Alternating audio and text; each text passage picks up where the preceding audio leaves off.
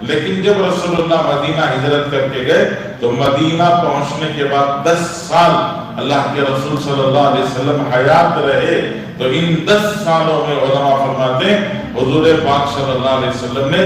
150 صحابہ کی جماعتیں بھیجی، 150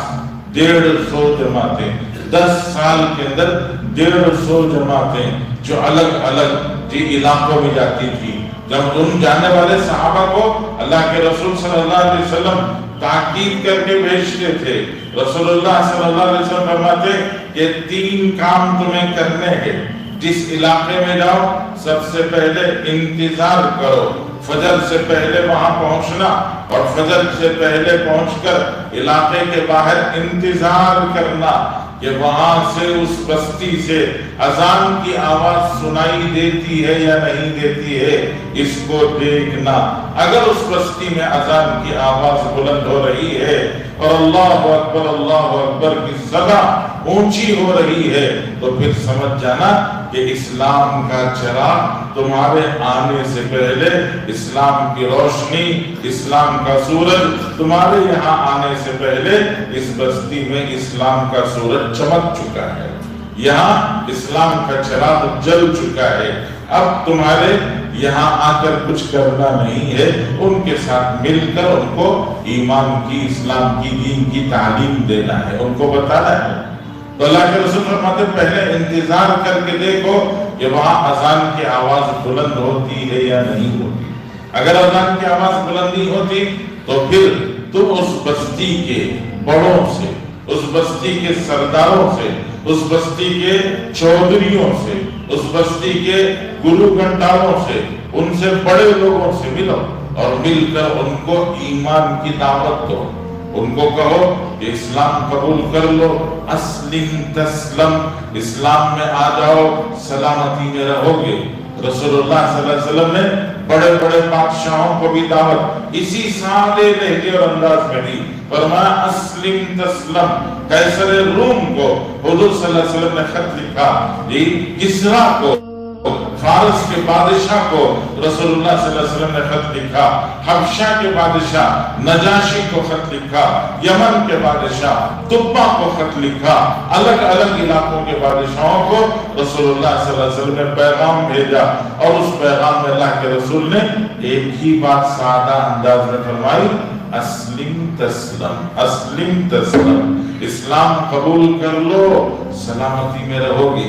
دنیا کی سلامتی، آخرت کی سلامتی، دنیا کی راحت، آخرت کی راحت، دنیا کا چین، آخرت کا چین۔ تم سمجھتے ہو اگر میں نے اسلام قبول کر لیا تو میری کرسی چلی جائے گی، ڈرو نہیں، تمہاری کرسی کی سلامتی بھی اسلام کے ساتھ میں جڑی ہوئی ہے، تمہاری عزت کی سلامتی بھی اسلام کے ساتھ میں جڑی ہوئی ہے، تمہارے عیش عشرت کی سلامتی بھی اسلام کے ساتھ میں جڑی ہے۔ اسلام قبول کرو، سب کچھ تمہیں ملے گا۔ یہ اللہ کے رسول صلی اللہ علیہ وسلم نے پیغام دیا، اپنے صحابہ سے کہا جہاں جاؤ سب سے پہلے اسلام کی دعوت پیش کرو، کہو کہ اسلام قبول کر لو، ہم اور آپ بھائی بھائی ہیں، ہم آپس میں ایک دوسرے کے بھائی بھائی بن جائیں گے، جو ذمہ داری میرے اوپر ہے وہی ذمہ داری تمہارے اوپر ہے، جو اسلام جیسے زکوٰۃ وغیرہ میرے اوپر جی ڈالتا ہے وہی فرائض تمہارے اوپر ہیں، فرض نماز 5 نمازیں پڑھو، زکوٰۃ ادا کرو، رمضان کے روزے رکھو، اللہ نے طاقت دی ہے تو حج کرو، وہی فرائض جو میرے اوپر وہی فرائض تمہارے اوپر، جو ذمہ داریاں میرے اوپر وہ ذمہ داریاں تمہارے اوپر۔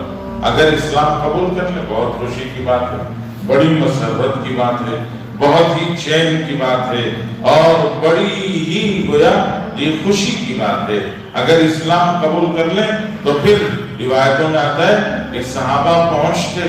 اسلام کی دعوت دیتے، ایک جگہ پر ایسا ہوا کہ ایک قلعے میں مسلمان صحابہ کی جماعت پہنچی اور عوام کا ایک بہت بڑا مجمع تھا، بادشاہ نے کہا اجازت ہے ان میں سے جو مسلمان بننا چاہے مسلمان بنے، جو اسلام کو چھوڑنا چاہے اسلام چھوڑ دے۔ صحابہ کہتے ہیں ایک ایک آدمی آتا، ہم اس کو اسلام کی دعوت دیتے، اور وہ جب کلمہ شہادت پڑھتا اور کہتا اشہد ان لا الہ الا اللہ واشہد ان محمد رسول اللہ، اس کے مسلمان ہونے پر، اس آدمی کے مسلمان ہونے پر ہمارا دل اتنا خوش ہوتا اور ہم اتنی قوت سے اور اتنے زور سے اللہ اکبر کی تکبیر بلند کرتے کہ پورے کا پورا قلعہ ہماری آواز سے گونج اٹھتا تھا، خوش ہو جاتے تھے ہم لوگ کہ اس نے اسلام قبول کر دیا۔ اللہ کے رسول صلی اللہ علیہ وسلم فرمایا اگر ایمان نہ قبول کریں لوگ تو پھر ان سے کہنا کہ تم ہمیں جزیہ ادا کرو۔ جزیہ کہتے ہیں ٹیکس ادا کرو، ہم تمہاری حفاظت کریں گے، تمہارے سرحدوں کی حفاظت کریں گے، تمہارے جان و مال کی حفاظت کریں گے، ہماری ذمہ داری ہے کہ ہم تمہاری حفاظت کریں گے، تو ان سے حفاظت کے بدلے میں ٹیکس مانگو، اور وہ ٹیکس بہت تھوڑی سی رقم، ایک بالغ مرد پر 1 دینار سالانہ یا ایسی کچھ رقم ہے جو طے ہوتی تھی، اور چھوٹی سی رقم پر وہ معاملہ ہو جاتا تھا۔ اور اس کے بدلے میں کیا ہوتا؟ اس کے بدلے میں ان لوگوں کو مسلمانوں کو دیکھنے کا موقع ملتا، مسلمانوں کو برتنے کا موقع ملتا، مسلمانوں کے ساتھ میں زندگی کے گزارنے کا موقع ملتا۔ میرے اور آپ کے جیسے آج کے مسلمان نہیں کہ جن کی زبان پر سچائی نہیں، جن کی آنکھوں میں حیا نہیں، جن کے اندر ایمان اور اسلام وہ تو اوپر ایک چھاپے کی طرح سے، ایک مہر کی طرح سے، اور اوپر کے ایک نشان کی طرح سے بس نام کے مسلمان میں اور آپ ہیں، ایسا مسلمان نہیں۔ وہ صحابہ تھے، وہ صحابہ کے تربیت یافتہ تابعین تھے۔ یہ بیت المقدس کے فتح کرنے کے لیے جب وہ پہنچے اور ان کی اتنی بڑی جماعت وہاں قیام پذیر تھی، تو صحابہ کی جماعت بیت المقدس جاتی، نماز پڑھ کے آتی، وہ جاتی نماز پڑھ کے آتی، تو انہوں نے سوچا کہ یہ لوگ ان کو بھٹکانے کے لیے کیا کیا جا سکتا ہے، تو انہوں نے فیصلہ کیا کہ ہم اپنی عورتوں کو بے حیا بنا کر، بے پردہ کر کے، بالکل کم سے کم کپڑوں میں ننگے اور عریاں کر کے ان گزرنے والوں کے راستوں میں کھڑا کریں گے کہ ان کی نظر ہماری عورتوں پر پڑے تو ان کے پیر پھسل جائیں گے۔ لیکن صحابہ تھے، وہ تابعین تھے، وہ گزرتے آتے جاتے گزرتے تھے، لیکن نہ ان کی نظر پڑی، نہ وہ ان کے پیر پھسلے، نہ وہ بہے، نہ بہہ کے کچھ نہیں ہوا۔ خود ان لوگوں کو شک ہو گیا، انہوں نے امیر سے جا کے ملاقات کر کے کہا ہمیں 2 باتیں سمجھ میں نہیں آئی، یا تو تمہارا یہ نوجوان، یہ تمہارا جوان، تمہارا لشکری جو تمہارا فوجی ہے، 2 میں سے ایک ہے، یا تو نامرد ہے یا تو اندھا ہے، یا تو اس کو دکھائی نہیں دیتا ہے، یا پھر یہ کہ وہ مرد ہی نہیں ہے، اسی کی وجہ سے اتنی خوبصورت اور اتنی بے حیا عریاں عورت کو دیکھ کر بھی اس کے پیر نہیں پھسل رہے ہیں، تو مطلب یہ کہ مردانگی ہی نہیں ہے، یا پھر یہ کہ آنکھوں کو دکھائی نہیں دے رہا ہے۔ تو امیر نے کہا کہ دونوں باتیں نہیں ہیں، دونوں باتوں کے علاوہ ایک تیسری بات ہے، اور وہ تیسری بات یہ ہے کہ ہمارے دین کی تعلیم ہی ہے،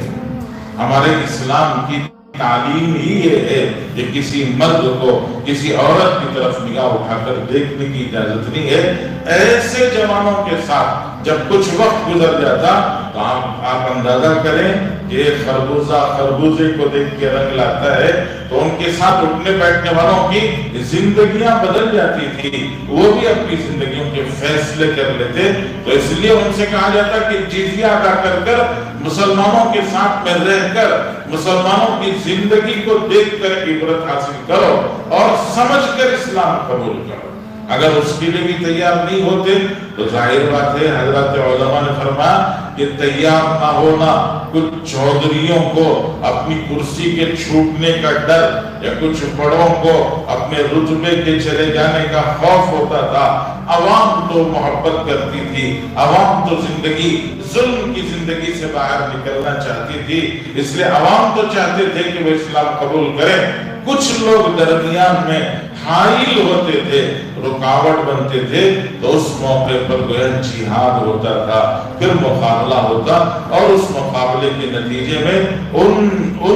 لوگوں کو جو سرگناہ، شریر اور بدقسمت لوگ ہوتے تھے ان کو راستے سے ہٹایا جاتا۔ تو جب وہ راستے سے ہٹ جاتے تو امت کا عموم، وہ جو عوام ہیں، وہ سب کے سب اسلام میں داخل ہوتے، اسلام سے اپنے سینوں کو منور کر لیتے اور اپنی زندگیوں کو روشن کر لیتے تھے۔ جس طرح اسلام جزیرہ عرب سے نکل کر، اسی طرح اسلام جزیرہ عرب سے نکل کر ساری دنیا میں پہنچا ہے۔ تو یہ اسلام کے دنیا میں پہنچنے کا گویا طور طریق ہے، اور اس کی بنیاد ہی دعوت ہے۔